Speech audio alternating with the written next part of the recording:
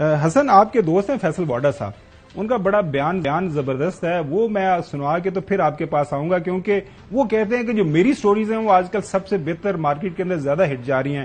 وہ کہہ رہے ہیں کہ پہلے تو جہاز کے اندر لے کے جایا گیا تھا، ماضی کا تو حسن صاحب کی بات تو سنیں پہلے یار۔ نہیں میں سر وہ ذرا سنوا لوں فیصل واڈا صاحب، وہ کہہ رہے ہیں کہ 21 کو جب آئیں گے تو ہو سکتا ہے سیٹ کے ساتھ بندے رہے۔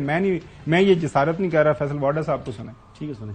جو موسٹ امپورٹنٹ چیز ہے وہ یہ ہے کہ لوگ سمجھ رہے ہیں کہ شہباز شریف صاحب آئے اور چلے گئے، ان کو بتا دے، سمجھا دیا گیا ہے، بیانات تک تو ٹھیک ہے، یہ اگر احتساب کی بات کی نا تو پہلے تو جہاز میں باندھ کے بھیجا تھا، اس بار باندھ کے ہی رکھیں گے۔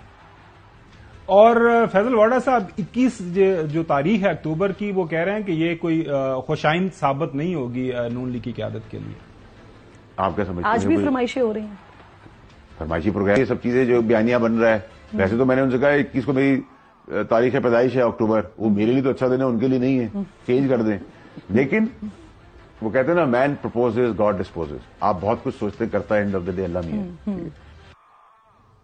اب حسن آپ ہمیں تھوڑا سا نا عام فہم میں سمجھا دیں، کیونکہ لوگ دیکھ رہے ہیں پاکستان کے، پورے ملک کے اندر، پوری دنیا کے اندر، کہ ہم نے کون سی جو بات ہے نون لیگ کی قیادت کی اس کو سیریس لینا ہے۔ جی، یہ معافی نامہ سیریس لینا ہے، یہ احتساب کا عمل ہے جس کے نام پر وہ ووٹ لینا چاہ رہے ہیں اس کو سیریس لینا ہے، یا جناب بھائی صاحب آپ کو کٹہرے میں لانا ہے، ان کی کون سی بات کو سیریس لینا ہے، یا پھر یہ ساری پالیٹکس ہو رہی ہے؟ نہیں دیکھیں، سیاستدان ہیں، وہ سیاسی بیانات بھی دیں گے، ان کے جو ہے وہ اپنا نیریٹو بھی وہ بلڈ کریں گے۔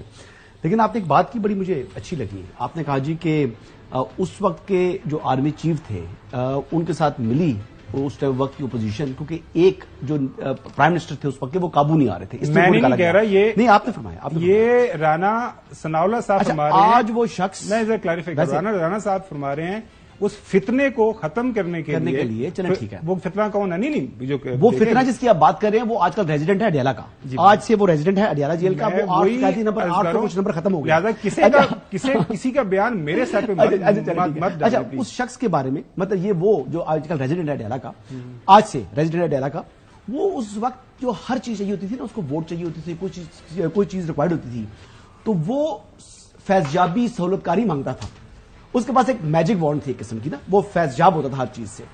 جس دن سے جو D G I S I تھے سابق جنرل فیض حمید وہ عہدے سے ہٹے، اس دن سے اس بندے کا برا دن شروع ہو پڑے ہیں۔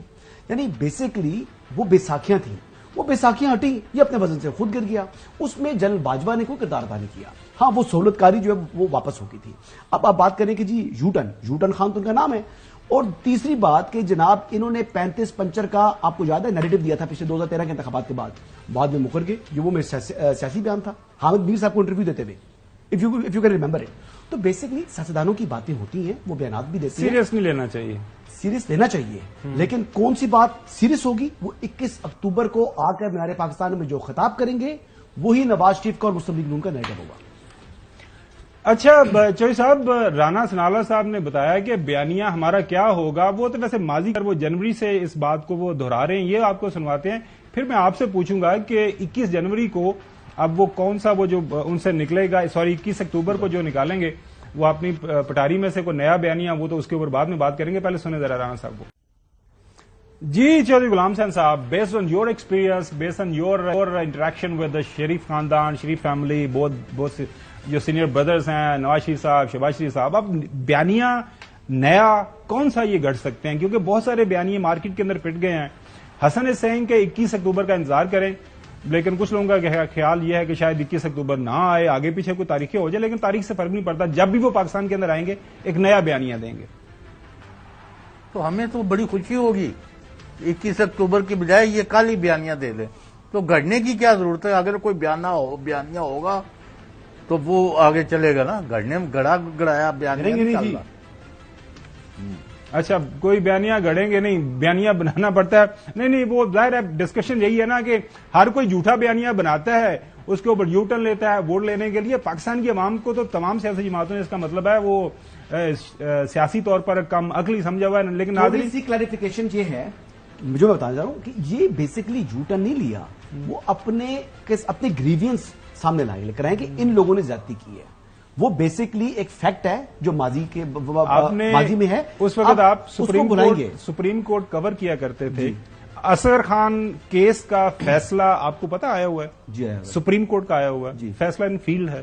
اس کے اندر کیا ڈائریکشنز ہیں اور کن لوگوں کے نام آپ کو پتا ہے؟ جی بہت لوگوں کے نام. ہم 4 سال پیچھے جاتے ہیں, اب زیادہ پیچھے نہیں جاتے, حالانکہ 2012 کو زیادہ دور نہیں ہے.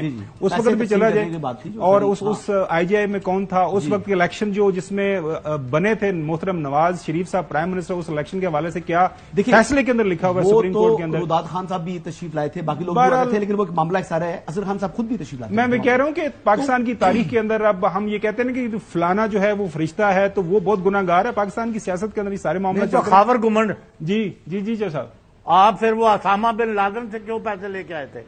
نہیں سر, میں نے نہیں لیے تھے, میں تو وہ میرے پاس آپ گئے تھے. وہ محمود ہارون, وہ بینظیر بھٹو صاحبہ کا اس کے اوپر بیان بھی ہے. بینظیر بھٹو صاحبہ نے اپنی کتاب کے اندر بھی لکھا ہوا ہے. ناظرین بڑا نہیں, پاکستان کے اندر بہت کچھ ہوا ہے ناظرین.